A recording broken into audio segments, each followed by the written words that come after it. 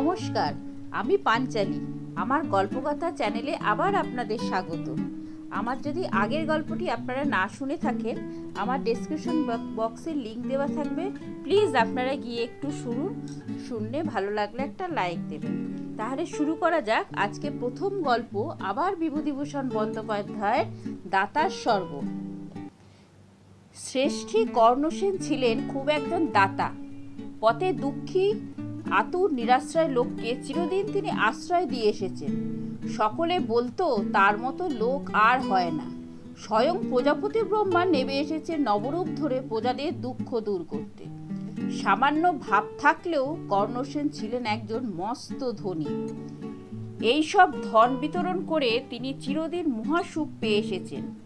পথে চলতে চলতে অন্য কৃপণ ধনীদের মূল্যবান অশ্বযোজিত রথে রাজপথ কাঁপিয়ে চলে যেতে দেখে কর্ণসেন মনে মনে ভাবতেন, এইসব স্বার্থপর ধনীর চেয়ে আমি কত বড়।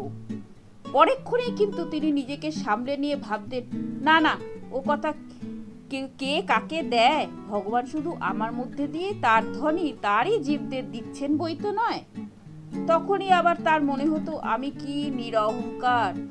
আছে আমার ভেতরে কিছু না থাকলে কি আর এত লোক কেবলই আমাকে দিয়ে ভগবান তার অমনি আবার নিজেকে সামলে নিয়ে জোর করেই মনকে বোঝাতেন, না না, ও কি না, ছি। কিন্তু অহংকার যতই ছুঁড়ে ফেলবার চেষ্টা করুন না কেন, মনের কোনো গোপন কক্ষে থেকে এই ভাব তার জেগেই থাকত, আমি এমন যে দানের আত্মপ্রসাদটাও চাপতে চেষ্টা করছি। ওইসব লোক আর আমাতে কত তফাৎ। আমি একজন সাধু ব্যক্তি। সেবার রাজ্য জুড়ে মড়ক উপস্থিত হলো। চারিদিকে লোক বর্ষাকালে বাদল পোকার মতো মরতে শুরু করেছে।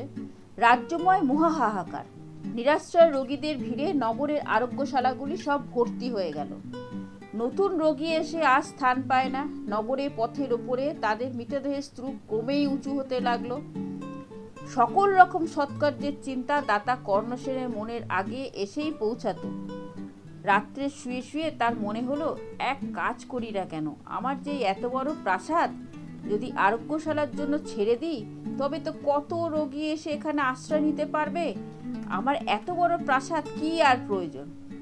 কিন্তু পরের মুহূর্তে তার মনে হলো, ওই যে আমার মনে এই কথা উঠল, সে শুধু এই বিশাল রাজ্যের মধ্যে ভগবান একমাত্র চিহ্নিত দাস বলেই না, কই আর তো কেউ।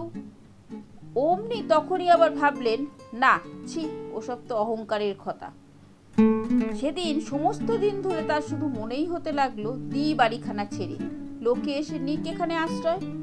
তারপর তিনি ভাবলেন, না, যাগ্গে যাক, বাড়ি ছেড়ে দেবার কোনো দরকার নেই। কতদিন আর এ মরক চলবে তার ঠিকানা নেই। বাড়ি ছেড়ে দেওয়া সে এক মহা অসুবিধে। পথে চলতে চলতে তার চোখে পড়ত নিরাশ্রয় আর্তদের অসহায় শীর্ণ মুখগুলি। তখনই তার মন দয়ার আবেগে ভরে উঠত। ভাবতেন, বাড়িখানা ছেড়ে, এদেরই তো বাড়ি। ভগবান আমার মধ্যে দিয়েই তো তার দয়া প্রকাশ করেছেন। এই ইচ্ছে তার দেওয়া। মনের এক গোপন তল থেকে এ কথা জাগত, দেখছো মনটা আমার কিরকম করছে, দেখছো একবার। হতভাগ্য দরিদ্রের মৃত্যুকাতর শীর্ণ মুখগুলো মনে করে তার চোখে জল আসত। মনে তার উঁচুভাবে ঢেউ এলো, আবার চলেও গেল। অন্যান্যবার এই ভাবের আবেগেই তিনি অকাতরে পরের দুঃখ মোচন করে এসেছেন। কিন্তু তিনি মনের ভাবটাকে সেভাবে চেপে রাখলেন। ভাবলে, না না, বাড়ি নয়, টাকা এমনি যেমন দিই তেমন দেব কিছু এখন। মনের যে গোপন তল থেকে একথা উঠল, আমি যে খারাপ লোক তা তো নয়, কতবারই তো কত দিয়েছি, এবার যদি না দিই। আমি লোক যে কৃপণ তাও তো নয়, আমি উঁচু, তবে এবার। সেবা যত্ন শুশ্রূষার অভাবে মৃত্যু হতভাগ্য দরিদ্রের শবের পুঁতিগন্ধে নগরের বাতাস ভারাক্রান্ত হয়ে উঠল। এমন সময় হঠাৎ একদিন শোনা গেল যে নগরের এক কৃপণ ধনী, এ পর্যন্ত যিনি কোনো সৎকার্যে এক কানাকড়ি কোনোদিন কাউকে দান করেননি, তারই বৃহৎ অট্টালিকা ছেড়ে দিয়েছেন নিরাশ্রয় রোগীদের আরোগ্য লাভের জন্য। মহাপ্রাণ ধনীর জয় গীতে নগরের পথ মুখরিত হতে লাগলো। কর্ণসেন ভাবলেন, কাজটা বড় খারাপ হয়ে গেল দেখছি। তাই তো, কি করা যায়। পরদিন তিনি শুনলেন কৃপণধরের মহান দানের আদর্শে অনুপ্রাণিত হয়ে নগরের আরও একজন ধনী বণিক তার বাড়িও রোগীদের জন্য ছেড়ে দিয়েছেন। আনন্দ কোলাহলে নগরে কান পাতা দায় হলো। অন্যান্যবার সকল মহৎ কার্যে অগ্রণী হতেন কর্ণসেনী। তার দেখা দেখি অপরে তার পথ ধরত। এবার তিনি সে গৌরব থেকে বঞ্চিত হলেন। তার মনে হতে লাগলো, কই, আমি যে তার চিহ্নিত ব্যক্তি, তা কই? এতদিন কি তাহলে ভুল বুঝেছি? কাজ করাবে ইচ্ছে করলে ভগবান পাষাণকেও গলিয়ে কাজ করাতে পারেন, নইলে পরীক্ষিত ওই কঞ্জুস ওই কিনা নিজের বাড়ি। কর্ণসেনের অহংকার চূর্ণ হলো। তিনি ভাবলেন, ভগবানের কাছে চিহ্নিত অচিহ্নিত পাত্রপাত্র কিছু নেই, সবাই সমান। আর আমি বা এমন কিছু সাধু ব্যক্তি নই। আমি যে ত্যাগ স্বীকার করতে পেরে উঠলাম না, অপরে তো সে করলে। মনে মনে নিজেকে ত্যাগী পরার্থপর বলে যে একটা আত্মপ্রসাদ তার মনে জাগত, তা একেবারেই দূর হয়ে গেল। নিজের প্রতি একটা অশ্রদ্ধা তার এসে পড়তে লাগলো। এদিকে প্রতিদিনই শোনা গেল যে মহাপ্রাণ দাতাদের পথ অনুসরণ করে আরো অনেক লোকই তাদের নিজেদের বাড়ি ছেড়ে দিচ্ছে। কর্ণসেনের বন্ধুবান্ধবরা এসে তাকে চুপি চুপি জানিয়ে গেল তিনি শীঘ্রই একটা কিছু যেন করেন। লোকে এবার তাকে নীরব থাকতে দেখে অবাক হয়ে গেছেন। পূর্বে সকল সৎ কাজই তিনি সকলের আগে করতেন, এবার তিনি অবিলম্বে একটা কিছু না করলে দুর্নামি রটবে বটে। কর্ণসেন ভাবলেন, পরের দেখা দেখি এবং লোকের কাছে দুর্নাম রটবার ভয় তাকে দান করতে হবে। কি গৌরব সে দানের! আর যদি বাইরের লোক তার গৌরব করতে পারে, কিন্তু মনে মনে তিনি বেশ বুঝতে পারছেন এ দানে তার কিছুমাত্র মহত্ব নেই। যদি তাকে দান করতে হয় তো সে দায় পড়ে মান বাঁচানোর জন্য। এ দানের কথা মনে হলেই যে তার মন নিচু হয়ে যাবে। অন্যান্য বারের মতন সে উচ্চ আত্মপ্রসাদ কই এখানে? কর্ণসেন মনে মনে চটে গিয়ে ঠিক করলেন তিনি কিছুই করবেন না। লোকে যায় বলে বলুক। যে দান স্বার্থপ্রসূত, যার মূলে লোকের কাছে নিজের মান বাঁচানোর কথা নিহিত আছে, এমন দান তিনি কখনোই করবেন না। শয্যায় শুয়ে অনেক রাত্রে কর্ণসেনের ঘুম ভেঙে গেল। জানলার বাইরে চেয়ে দেখলেন দূর আকাশে নীল সাগরের পারে একটি নক্ষত্র যেন তার দিকেই চেয়ে জ্বলছে। প্রলয়কালের বিশ্বের অনন্ত জলময়ী প্রসারতার মাঝখানে অনাদিকারণ প্রজাপতির চিরজাগ্রত নেত্র জ্যোতির মতো। আকাশের নীল বুকে শুভ্র জ্যোৎস্নায় তরঙ্গগুলো যেন তারই সৃজন বিনার মর্মপেশী নীরব রবে কেঁপে উঠছে।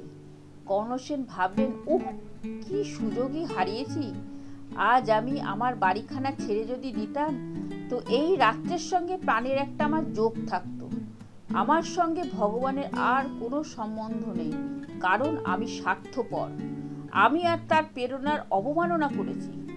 আকাশের সে দূর নক্ষত্রটি ভর্ৎসনা থেকে নিজেকে বাঁচানোর জন্য কর্ণসেন জানলাটা বন্ধ করে দিলেন। হঠাৎ আতুরদের মৃত্যুর ছায়াচ্ছন্ন মুখগুলি আবার তার মনে হলো। আহা, এই রাত্রে তারা সব আশ্রয়ের অভাবে পথে শুয়ে রয়েছে। কর্ণসেন ভাবলেন, দিই না বাড়িখানা ছেড়ে। অবশ্য এ দানে আমার আর কোনো গৌরব নেই, কিন্তু তা নাই বা হলো। সেই নিরাশ্রয় লোকগুলো আশ্রয়তে পাবে। এই শীতে তারা যে সব পথে শুয়ে মরছে। কর্ণসেনের মনের সে গোপন কক্ষটিতে এবার আর কোনো সুর শুনতে পাওয়া গেল না।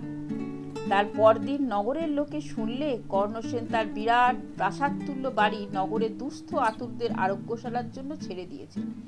এ ব্যাপারখানা তখন আর নতুন কিছু নয়। কেউ কেউ একটু আধটু প্রশংসা করলে, কেউ ভাবলে দেবার ইচ্ছে ছিল না, মনের দায় দিতে হলো। যথাসময়ে কর্ণসেনের মৃত্যু হলো। তিনি তার কৃতকার্যের ফলাফল শুনতে মহারাজ যমরাজের খাস দরবারে উপনীত হলেন। তিনি খাতা দেখে বললেন, দাতার স্বর্গই সমস্ত স্বর্গ থেকে শ্রেষ্ঠ। এক একটি দানে শতমন্বন্তর করে সে স্বর্গে বাস করার অধিকার জন্মায়। তোমার 100 মন্বন্তর দাতার স্বর্গে বাস করার মঞ্জুর হয়েছে।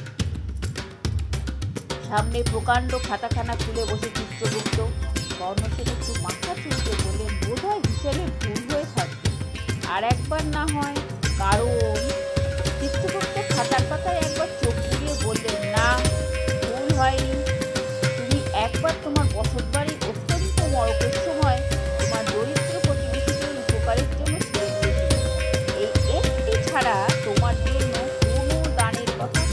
দেখা দেখছি নে বাপু। কর্ণসেন বেকুবের মতো দাঁড়িয়ে রইলেন। যমরাজ কি কাজে একটা নিযুক্ত ছিলেন, তিনি অন্তর্যামী। কর্ণসেনের মনে থাকা তার মনে বাপু, কিন্তু তোমার জন্মদানের পুরস্কার তোমাকে সঙ্গে সঙ্গে দিয়েছে। দান করে কি তুমি একটা আত্মবিশ্বাস উপভোগ করনি? যমরাজ বলে, সেই তো আমাদের পুরস্কার। তোমার জন্মভূমি তোমার দানের পরিচয় হয়ে গিয়েছে। তুমি নিজে একটা সুন্দর তৃপ্তি অনুভব করেছো।